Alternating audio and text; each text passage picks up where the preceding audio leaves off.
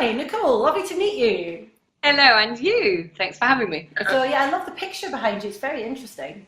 Thank you very much. Yes, I thought it was quite nice. Got Not that not earlier not a this year. portrait then? Sorry? Not a portrait. No, no, no. I just liked it. So we're going to start having a little chat, obviously about your career, about Ella Festival that you're headlining this year, and also about love, because we're all about love with Pink Lobster Matchmaking. Yes. So I'm going to start with a little quick fire round of questions, if that's okay. Okay. So first one is home or away? Home, but to qualify that, home where my parents live, because I still count that as home, which is Dorset. So Swanage by the sea. I'm not Dorset. surprised you picked that one then. Bad Girls or Emmerdale? Bad girls. Boobs or butts? Boobs. TV or movies? TV. Brains or beauty? Brains.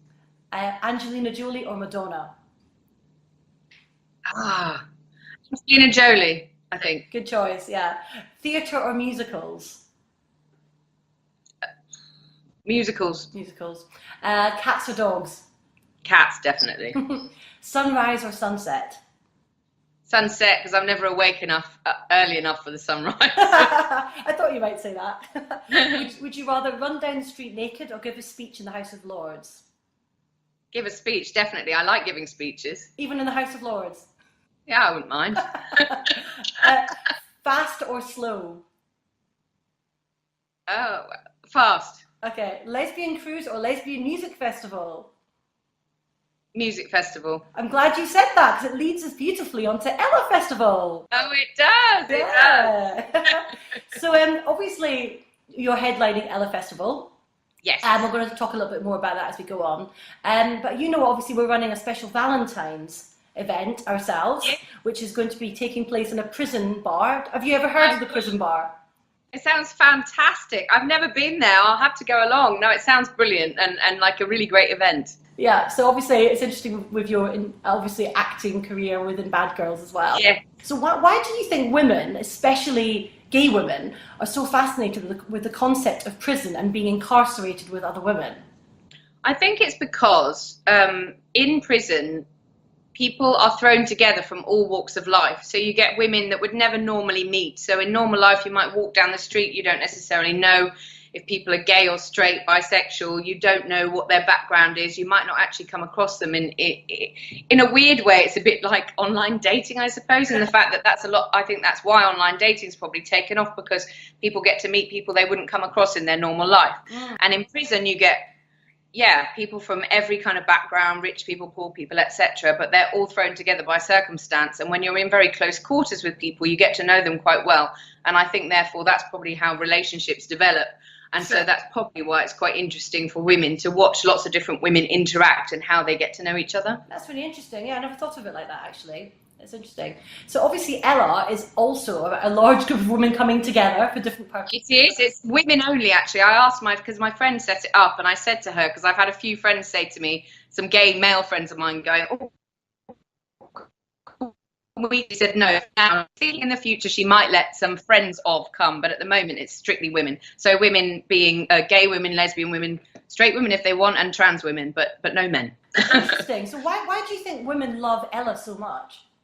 I just think it's a fantastic opportunity. People come, I did the festival last summer actually, and people come from all over the world. I mean, there were people from Canada, there were people from America, people from all over Europe, and it's just a really lovely opportunity for women to get to meet like-minded women from all over the world, really, and just to make friends in different countries. And I know, I mean, I was there with my partner, and we made some friends that we've stayed in touch with, and it's nice to kind of get to meet women that have the same kind of feelings and thoughts as you, but from a completely different part of the world. So, I mean, what actually happens at the festival? So obviously this is the festival I'm about to be performing at is the first ever winter ski festival. So that it's like a tryout, really. So I don't know exactly, but basically they've got a program including different live music. I'm performing on the Saturday night. There's two DJs, DJ Blues and DJ Pamela, who also performed at the Summer Festival last year and are quite big, sort of international female, quite well known on the scene DJs. There's sauna events planned, ski events, a big welcoming fondue. obviously skiing. People that can't ski, then there's parties. There's lots of really nice gastronomic experiences as well, like dinners planned every night with entertainment. So I just think it's like a big program full of everything that you could possibly want, while you get to meet people or celebrate. I suppose for our listeners, it's going to be more interesting if they're going to be on their own. How does it cater for single women, perhaps?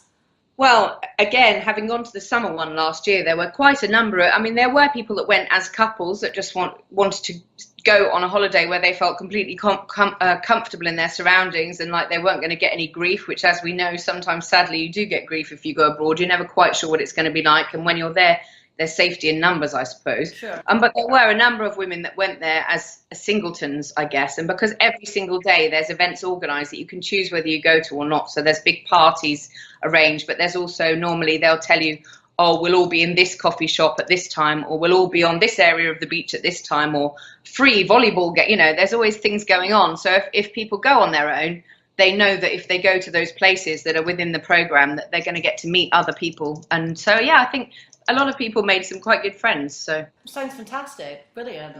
So we'll have a little chat more about that towards the end and find out a bit more about how information about it. So obviously I want to move on a little bit more about your acting career now and your understanding. And so obviously we've got a lot more programs since Bad Girls about prison themes. So you've got Orange is the New Black, hence why our theme was Orange is the New Black with the boiler suits and everything. Mm-hmm. So do you think programs like that are actually helping the lesbian community with the portrayal of them? Do you think it's a good portrayal? Do you think it's a negative portrayal? Is it sort of sticking to a stereotype? I mean, what do you think about that? I think in general, any kind of program that brings lesbian and bisexual women into the fore is a good thing, because I think for too long there hasn't been any kind of lesbian presence. I think Bad Girls were groundbreaking at the time, because it was the first mainstream television program in this country anyway that portrayed genuine love relationships between women and women. And I think for an awful long time, there's been a lot of stuff out there for gay men, but not necessarily anything out there for gay women. And so I think it's good that in every level, from whether it's theatre, social events, websites like yours, events like Ella Festival, television programs, if people are being portrayed, real women are being portrayed in different scenarios. And I think that can only be good, because it will make people, as they're growing up and maybe they feel that they are lesbian or bisexual, then it will make them have role models to kind of relate to, or people that they go, oh, it's not just me. I just think it's important to get the message out there that there's a big percentage of women that do feel like this. And so I think anything on telly is good. I'm not saying all lesbians should end up in prison, but I think the TV shows by and large are really good, and I think there's some really truthful characters drawn. But do you think women will watch all these programs and think I have to commit a crime to be a lesbian? Well, I hope not. I really hope not. Like I say, we've got events like Ella Festival. Yes. There's more and more social events. There's stuff, loads of different networks on Facebook even I've seen, and I've joined different groups whereby you can go and meet up for drinks with people that are lesbian or bisexual, not necessarily looking for a partner, or you can if you are looking for a partner. I just think there's more and more stuff out there on social media and in the public eye, which I think I think it's becoming more and more just a natural part of society, which I think is a good thing. Yeah, absolutely. No, I like that. It's a very positive outlook. So going back to obviously Bad Girls specifically, I don't know if you know much, I don't know if as an actress you had to do much research into prison life, but how similar was Bad Girls actually to prison life?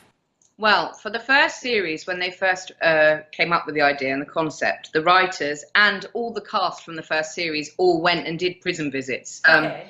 And then by the time I joined, I was in series 4 and 5 playing Snowball. And by the time I joined, obviously it was in full kind of flow, and it was years later, and they'd already done all their research, but they had the support of the Women's Prison Association, Ex-Offenders Association, as well as having support from the Prison Officers Association. Yeah, wow. So they did really thorough research on both sides of the bars, because they really wanted to make it as true. I know that sometimes we had, for drama's sake, we had some far-fetched storylines. Of course. But large, and especially to start with, they tried really hard to portray real people. Like the character of Jim Fenner, sadly, was actually based on a real life guy, like a real case. Like they spoke to people and found out about a real guy that was like that. So I think in general, although the characters weren't they were fictional characters. A lot of the stories that came up, especially in the first few series, were based on stories that they had been told by people that had experienced them. And I, as an actress, when I joined in series 4, along with all my scripts, was given this massive book, like about that big, and it was like the Bible for bad girls. And literally, it told you everything from rules that you probably wouldn't know, like in a women's prison, because they say that morale for women is very important, and women are obviously very different to men. So in men's prisons, quite often they have a prison uniform, whereas in this country anyway, in women's prisons, mostly they don't have a uniform. You're allowed 5 outfits of your own clothes. Oh, really? If you want any new clothes, you have to apply to get a new outfit brought in, but you have to swap an outfit out. So you're only ever allowed 5. That gets taken away from you if you're naughty or if you cause trouble is your clothes. So they give you a grey prison regulation tracksuit, and the idea is it's like stripping your identity, and that's actually probably quite a horrible thing to happen as a woman if you're used to expressing yourself with your clothes, whereas men probably wouldn't care as much because their brains work differently. Yeah. And we got told even how to make like a chiffy knife out of an old melted toothbrush and a razor blade. I mean, literally, you get told all the ins and outs. So although I didn't go to a prison myself, they had done a hell of a lot of research, and they did try and sort of pass that on to us. It's interesting because I suppose when I was watching Bad Girls, I always thought, I wonder why they wear normal clothes. I thought it's just for TV's sake. I didn't realise they actually wore normal clothes in prison. So it's it was prisons apparently, yeah. And that's why people like my character, who'd supposedly been a successful porn star over in America, and people like Yvonne Atkins, who was a rich gangster's mole, and people were wearing designery clothes and kind of dripping in jewelry, which I know seems a bit far-fetched, but apparently they would be allowed to do that within reason. I think as women, I would imagine that's the sort of identity, which is, like you said, much more important than a male identity. So hence why we didn't have, the only time in Bad Girls that you had to wear any kind of uniform, as it were, was from the point of view of the servery, I guess, for hygiene purposes. Obviously, you have the Pinnies, the 2 Julies, and then Shell and Denny when they did it and whatever. Then when you're down the block for being really, for doing something wrong, then you get given this grey tracksuit or, It's really funny because when you talk about Bad Girls, you're talking about it as if it was real. I know, it is funny. Well, it was such a big part. In fact, it was such a big part of my life. Sorry. That's okay. Noise off screen. Stop tapping. Big part of my life for so long that actually after I left Bad Girls, the TV show, the same writers wrote Bad Girls, the musical, which was on at the West Yorkshire Playhouse and in the West End. And I played Shell in the musical. So I was the original Shell, which was amazing for me to come up the same piece of writing, I guess, but from a different angle. So I was kind of, because in the TV series, Shell set my head on fire. Playing in the musical my own bully, which was quite interesting. That is quite interesting. Is that when you sort of started to work on your singing career as well through that? Yeah, well, I trained in musical theatre, so my background was singing. So I'd always done singing before. This Bad Girls was my big break from the point of view of television. I'd done a few little bit parts here and there, episodes of Doctors, Casualty, things like that, just one-off episodes. But Bad Girls was my big break from a telly point of view. But prior to that, I'd been singing all the time. Like I said, I've been all over the world doing different gigs. So I was for a New Year's gig and sang on the beach in front of all these people at a 5-star hotel. And I've sung on telly before and sung at the Albert Hall with an orchestra. So actually, that was part of my background. I think that's part of the reason why, along with the fact that Snowball was kind of billed as the new Shell, which is why Shell set my head on fire going, who does she think she is, looking like me, kind of thing.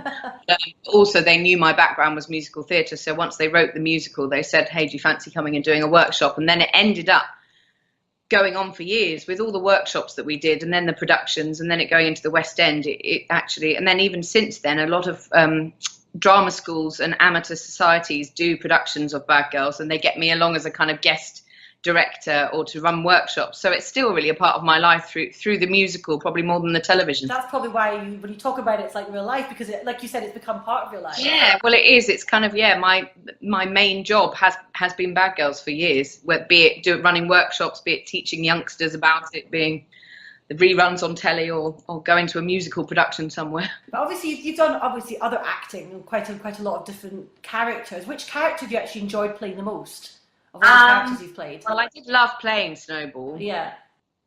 I kind of have more fun with Shell because in the musical she gets away with it. I know obviously in the long run in the television series she ended up like, you know, with terrible, I think her kids got taken away from her and she ended up on the Muppet Wing. But in the beginning, middle and an end, and it's based on series 1 to 3. At the end, I handcuffed Jim Fenner to a bed while singing a country and western song, had sex with him, then set him on fire. So, all live for the audience. On stage every night. Yeah, so it was great fun because Shell was really into her country and western, and I quite like country and western, so I'm singing this big country and western song and then set him on fire, which obviously was quite a dramatic denouement to the story. Well, and then fun. Yeah. So it's like the prisoners win, but Shell's kind of one of the main ones that's like helped it all happen. So it was fun because you know, you don't have a tragic end, and you get to be evil all the way through, like be really horrible to everyone, and then win at the end. So that was really good fun. So you quite enjoy being a villain because obviously you said you enjoy being a villain in the panto last year as well. Yes, I've played the Wicked Queen in Snow White 8 times now. I've played the evil witch in Beauty and the Beast 3 times, and I've played the evil sorceress in Sleeping Beauty at least once or twice. So is this telling us anything about you, or? No. Then people kind of, you are typecast, but I'm not complaining because I do often think that the baddie is the best role anyway. You get, especially within the context of a theatre piece, you normally get the best numbers, and you get the best reaction in panto. You get to interact with the audience. I always think it must be the most exciting part to be. Oh, it's great fun. Yeah, it's great fun.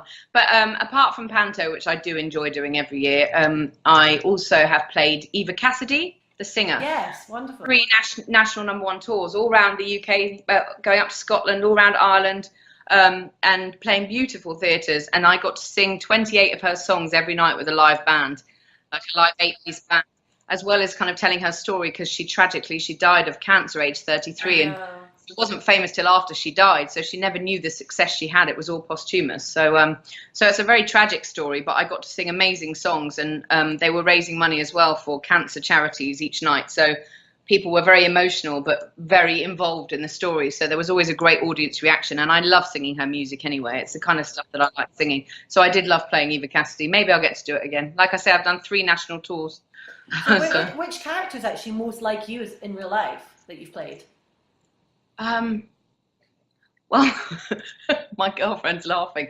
I'd like to think none of these murdering psychotic bitches. I'd like to say Eva Cassidy, but she was kind of too nice. She was really hippie, and I am a bit of a hippie. I grew up by the sea and in the countryside, and people used to say, oh, look, there's Nikki, oh, there's a butterfly Faraday, because I get easily distracted and go, oh, look, something sparkly. So I'm a bit of a hippie, and Eva Cassidy was a bit of a hippie. But, I don't know. I think there's normally a bit of me in all the characters I play, but not to the extremes. So I probably can be a bit evil, but hopefully not as evil as a lot of the characters. Evil with some sweetness topped on top. Yes, exactly. Yeah. Cool. So do you think, I mean, obviously, you know, you're in the media, you've been in the media for a long time now. Do you think it's important for women like you to state about sexuality in order to create role models? Oh, sorry, you just froze there. Oh, it's okay, yeah. I was going to say, do you think it's important for women like yourself or women in the media who've been in the media a long time and who people look up to come out or to state their sexuality in order to create role models, or do you think people should just be private? Well, personally, I mean, I think it's a personal choice. I don't think I don't agree with witch hunts where people go, you should do this, do that, because it's, you know, no one ever really knows everyone's private personal situation. There might be a good reason why they don't choose to talk about their personal life. For me, I'm just a very honest person, and I've always been very honest with my friends and my family, and I didn't see any need to not just be who I am, and I always have felt the same way. I've been in relationships with men and with women, and I'm completely proud to say that I've got a beautiful girlfriend now, but equally, like a couple of years ago, I was going out with a man. So I think if people feel that they are able to talk about who they are, then yes, obviously I do to be able to know that they're not the only one, especially growing up. You know, you never know people's circumstances. They might be in a little town somewhere where they feel like very alone and like they can't talk to anyone. But if they see enough people in the public eye and in the media talking openly about their lifestyle as being just a normal lifestyle choice rather than something that's taboo and something that you shouldn't talk about, then I'm sure it does help them. But at the same time, I don't think people should be berated for not wanting to talk about their personal life, because you just don't know, there might be a reason why they don't want to. Absolutely. I mean, but why do you think there's so few lesbian role models compared to gay male role models still nowadays? I don't know. I think just in general for a long time, for whatever reason, I don't know why, just homosexuality, it has been more kind of openly talked about. There's been far more gay programs, there's far more gay events, there are far more gay bars than there are lesbian bars. And I don't know if it's just because men are different from women in the way that they socialize. I don't know. Certainly I've got tons of gay friends and I've always had a brilliant time on the gay scene, but I wouldn't say necessarily I've been to that many lesbian bars. And so I don't know why is the answer. I don't know if it's just because men and women work differently from that point of view, but definitely I think more and more now people are coming out and talking about the fact that they're in same-sex relationships, and there's a lot more presence about, especially with bisexuality. Like I went to the Tel Aviv Pride last year in Israel, which was an amazing experience. I think it's the only Pride that's sponsored by the country, by the government itself, by the country. Yeah. It's like the entire city is taken over with gay pride flags, and everyone, you know, you see little kids walking along and whole families that are there to support the cause, as it were. And the theme last year was bisexuality, and it was a really cool, very inclusive event, and it felt really good to think, oh, good, you know, people are very openly talking about the fact that bisexuals exist now. It's really important women like yourself are talking about it, because I think people in the gay community are still very scared to say I'm bisexual because they're worried about what that means and people will judge them. So I think it's brilliant to not just have lesbian role models, but to also have bisexual role models like yourself. Yeah, no, I agree with you. And I think I did an article in an interview in Diva magazine last September, and the main sort of crux of that article was talking about the fact that I'm bisexual and that I've been out with men, but I'm currently with a beautiful woman. And you know, I think it is more and more now people are seeing that they need to raise awareness about bisexuality, because sometimes you can get grief on both sides. You know, you have gay people saying, oh, you're not really properly out and you're just being greedy, but then you have straight people that don't take it seriously, that you might want to be in a relationship with a woman. So I agree with you. I think it's important that people should all be allowed to be who they want to be. Exactly. And not any fears from either side, like not get grief from either the gay community or the straight community. I know, I just wish people would stop judging people for who they are, because I think what people should do before they question other people is say, well, how would I like it if people did that to me? You froze again. I was saying, I think one of the issues is people automatically presume something about someone else, but they wouldn't necessarily think, how would I like it if someone questioned me or my choices? Yeah. You know, we should all be allowed to have those choices. And I agree. And also at the end of the day, it's not always a choice. You can't help who you fall in love with. No, exactly. From my point of view, I've always been the same, that I think love is love, and I just fall in love with people and the soul and the spirit of the person, whether that's a man or a woman. And for me, yeah, it's deeper than just, oh, I only fancy men or I only fancy women. And I respect the people that do feel like that, but I think there should be equal respect for people that are like me and, you know, fall in love with a person rather than a sex, as it were. Absolutely, absolutely. So it's fantastic that you speak with confidence and you're happy to talk about it, because people need to hear this, really. So I think it's great. Thank you very much. I've just got one more question about your career before we move on to talking more about love. Yeah. And obviously, you mentioned a bit more about your singing, and I did listen to some of your singing online. I thought you were an incredible singer, amazing singing. Oh, thank you. Really lovely. So how did you, I mean, obviously you've decided to move into singing now. Are you doing more acting, and what's your sort of plans at the moment? To be completely honest, unless you're a hugely successful Hollywood movie star, I don't think really in order to survive in this industry you can pick and choose. Well, that's always how I felt. So I just take, you know, any and every job within reason that comes along. And I really like the variety anyway. I like the fact that one week I might be singing, doing a really private gig at someone's birthday party or a wedding or something. And then the next week I might be, you know, doing some TV show or doing some low budget feature film or short film. So every week's different, but I love acting and singing. Probably, I suppose if I had to choose, maybe singing would just pip it. But I do really like the fact that I'm lucky in the fact that my career has encompassed both. I'm giving up one for the other. It's just whatever comes up. And yeah, like I've got a feature film coming out in March, which I filmed last year, so that's exciting. Oh, you directed it as well, or? No, I didn't direct it, but I'm the female in it with Nick Moran and Martin Treneman and Jeremy Edwards, and it's quite a good, fun sort of black comedy. So that's coming out then. So obviously, hopefully, that will raise my profile from an acting point of view. But then, obviously, as we discussed, I'm going off and singing at Ella festivals. Yeah. So it's nice for me to get a chance really to kind of do both. Do you do any writing? Like, do you do any writing for plays or for singing? Do I do any writing? Yeah. Do you get a chance to do any? That's one regret I have, actually. Maybe I should try, but I've never written my own songs or plays.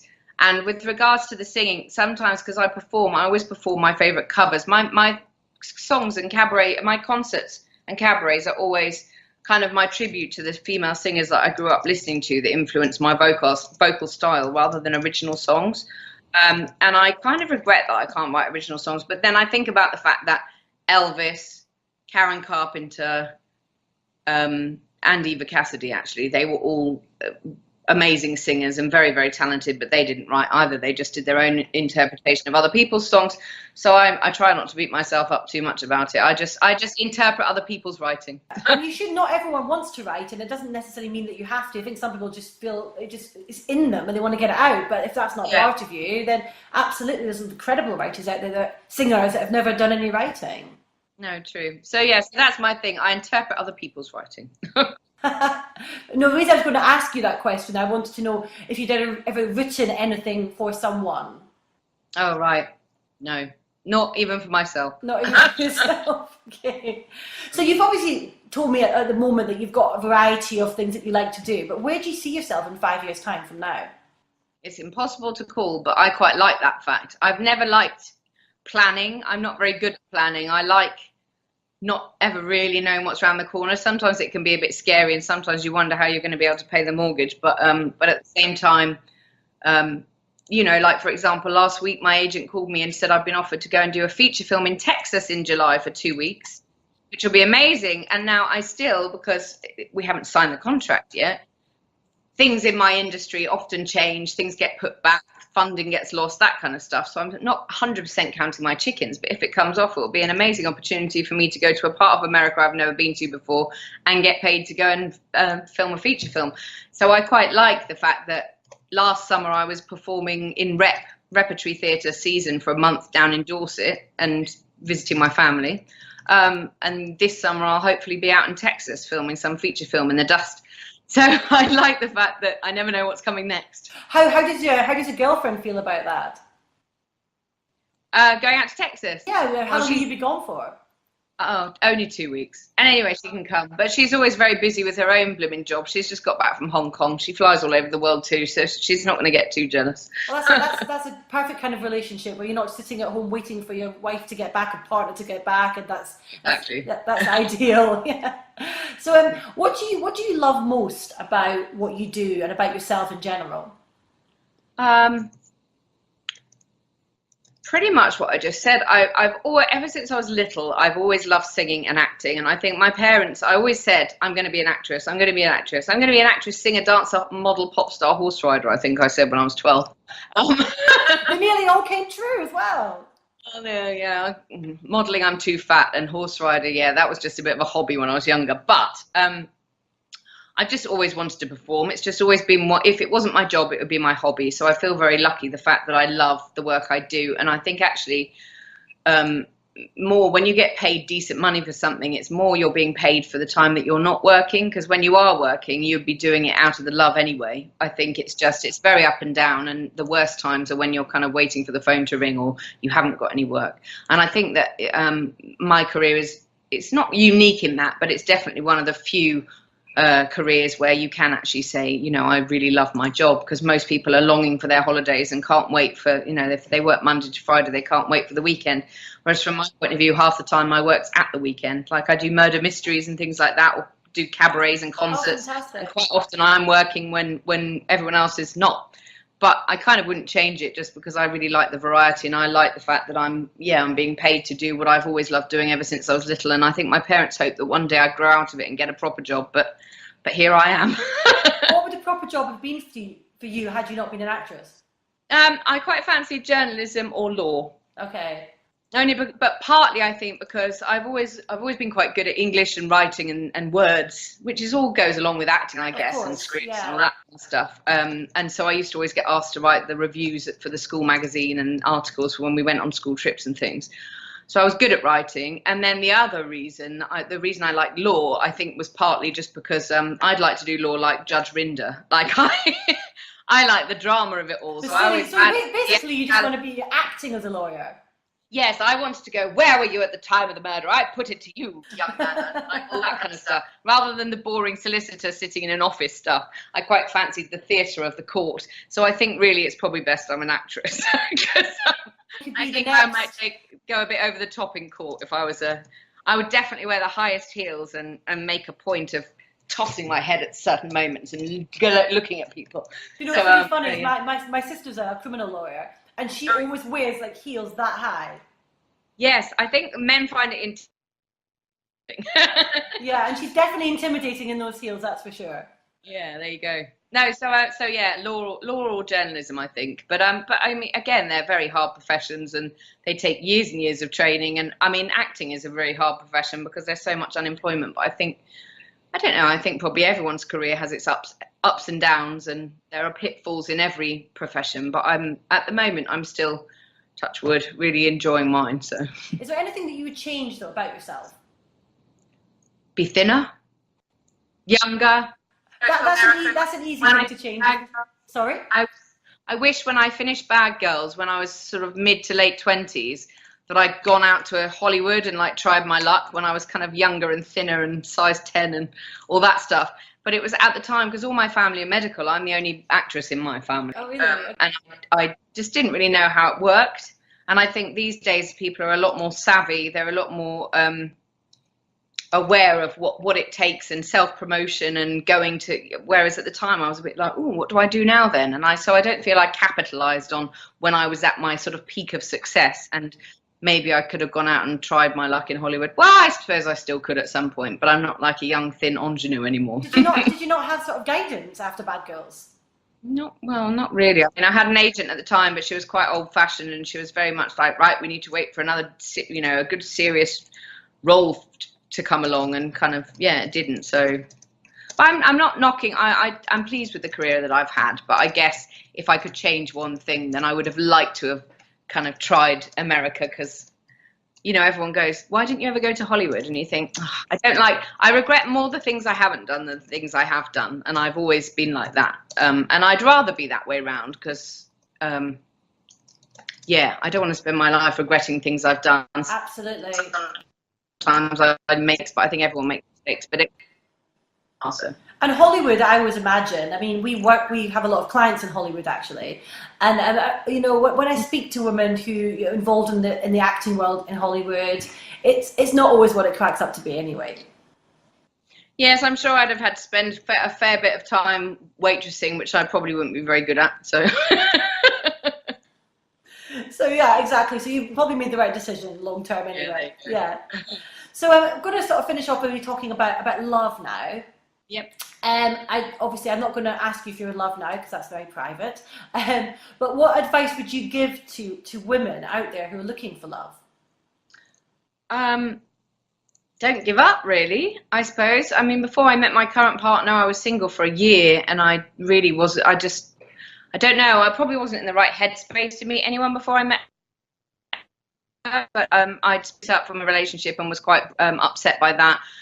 But I was beginning to think I was just going to be single for the rest of my life, and now I'm really, really happy. So I just think with websites such as yours, and there's far more in the social media, in the media, it's far more open now. Women that are looking for women who date women, different networky sites on Facebook. Definitely, there's lots of different meetup groups that are free to join, even where you can just go and have a drink in such and such a bar on this evening, and you'll meet other women, and singles nights, and there's lots of different ways now that you can find people. Whereas, say even in the 80s, probably I would have thought I mean, I'm a bit young to remember that, but still. There's a lot of women probably that wanted to meet a woman but didn't have the avenues that we have these days. So we're actually really lucky with networking sites that it's a hell of a lot easier now, I think, to find people than it used to be. Yeah, I mean, I think obviously for a lot of women there's still a lot of fear of rejection. So how do you think, women they know there's ways to meet people, but they're scared to actually make the first move? I don't know. I mean, I don't know how to advise about that. That's about getting a bit of self-confidence and self-worth, I suppose. Yeah. But you just have to hope, I suppose, particularly with women dating women, that we as creatures are far more mentally aligned than if you're looking to date a man. And I think women in general are more empathetic towards other women. So you just have to hope and think that the woman that you want to approach, or a woman that you might want to date, will perhaps have the same insecurities as you, and just go for it. Yeah, I mean, we always say that if they say no, it's normally not about you, it's normally about them, they're just not in the right place. Yeah. And in my experience, I don't think women, whereas I think, God, I sound a bit feminist here, but whereas I think actually a lot of men really don't care, and they don't really think twice about hurting women's feelings. In my experience, most women actually do care about the sisterhood, and they do care about other women, and so therefore they would never deliberately go out to hurt another woman. So I think even if they weren't interested, I don't think the rejection would be the same as... Yeah, you're right. They would be more polite about it. Yeah, and perhaps, more empathetic. Yeah, I think women generally understand other women better. And at the end of the day, just because you're a woman doesn't mean everyone's going to fancy the same women anyway. So if somebody says no to you, it doesn't mean it's about you. It just might not be their type. Yeah, exactly. So, it's about getting out there. And I think that's really important what you said. And I think so many women need to do that, is just to get out there. Because, like you said, otherwise you won't find anybody. Just sitting in your house on your own with your cat, you're not going to find someone. Well, because that's the thing as well about being gay or lesbian, or bisexual women. It's a bit of a minefield. You're never really going to know. Well, you do know sometimes, but often. So the only way really to explore opportunities is to join a dating website, or to go to a singles night, or go to an event that has women that might think the same way as you, I think. Because there's not that often that you just walk down the road, and it's not like kind of walking down the road and looking at the opposite sex in a way, because it's not like everyone there is going to think the same way as you do. Yeah, and you're never going to know. That's obviously a lot of our members, you would never know they were gay, so it's... Yeah, exactly. Where do you start? But how do you actually know when you're in love? Because we get that question all the time. How do I know when I'm in love? How do you know when you're in love? That's a big question. Yeah, especially when my girlfriend sat next to me. When you just care about that person so much, you can't stop thinking about them. You want to spend all your time with them. When you don't feel complete without them. When they feel like if you weren't with them, then it would be like cutting off the arm you write with. I don't know. It's just like, I think when you're in love with someone, then for me, it's like just kind of not really being able to imagine your life without them. Yeah, absolutely. I like that summary. That's really nice, actually. Because I think, also for me, is if someone has to ask the question, they're probably not in love anyway. True. Yeah, true. When you know, you just know. Pardon? I never really thought about it before. I just know when I am, I suppose. That's because you are. You don't need to think about it. Yeah, true. Yeah. So just one last question, which is really about your dating. Okay. Have you got any interesting dating stories to tell me? Good or bad? No, I can't think of any. And anyway, my girlfriend's glaring at me. So I don't think That's why we don't do interviews with your girlfriend in the room. Yeah. I know, I'm sorry. She came home from work early. I can't think of any, to be honest. If I think of one, I'll get back to you, but I, off the top of my head, can't think of any. Well, that's quite good, because it means you obviously had quite a good dating history, maybe. Not necessarily, but funny anecdotes, like, yeah, I can't think of any off the top of my head. Silly happening or anything like that. No. No. Well, I mean, I'm quite bad at being late for things, and I've been terribly late for a date before now, where the date's either left or made it very obvious that they're so angry that they'll leave, and then I think, oh well, if they, I know it's a bad trait to have, but if they're already like, right, that's it, then I clearly am not going to be able to fit with them, because I know that I'm just a late person. But that's, yeah, I know it's disrespectful to be late, but I'm very lucky that my girlfriend waited for me. And how late was I? I was half an hour late for our first date, and she's still here. So very patient with you, isn't she? yes, I know, but that's a point, you see. So it's a good it's a good litmus test. I'm like, okay, good, she's still here, so this is going to be all right. She's getting used to me already. It's terrible. And you were on time for this interview as well, so I'm very impressed. No, thank you. It's only because she set it all up for me. Did she make you get there on time? Yes. Yeah, she is good for me like that. So how do people listening to this today find out more about Ella? So Ella Festival. We have ellafestival.com? ellafestival.com website. There's also a Facebook page for Ella Festival, or they can Google Ella Davos Festival, because the festival this time round, as I say, is the first ever winter ski festival in Davos in Switzerland, which is a really beautiful little resort. And there are different price packages, different price levels available, depending on if you just want access to the parties or whether you want them to put you in one of the 3 main festival hotels. There's different, as I say, different things available: skiing, sauna, spa, different dinner nights, different party nights. And if people are interested in going, I've got a discount code which gives you 5% off, which actually is quite, it doesn't sound like much, but it works out to about 60 or 70 euros off. So that's not. And that is Nikki 18. So my name, we'll put it underneath in writing as well, as people have. 18, NICKY 18, and that's with capital letters. And then if you use that code when you go onto the website, then you get your 5% off.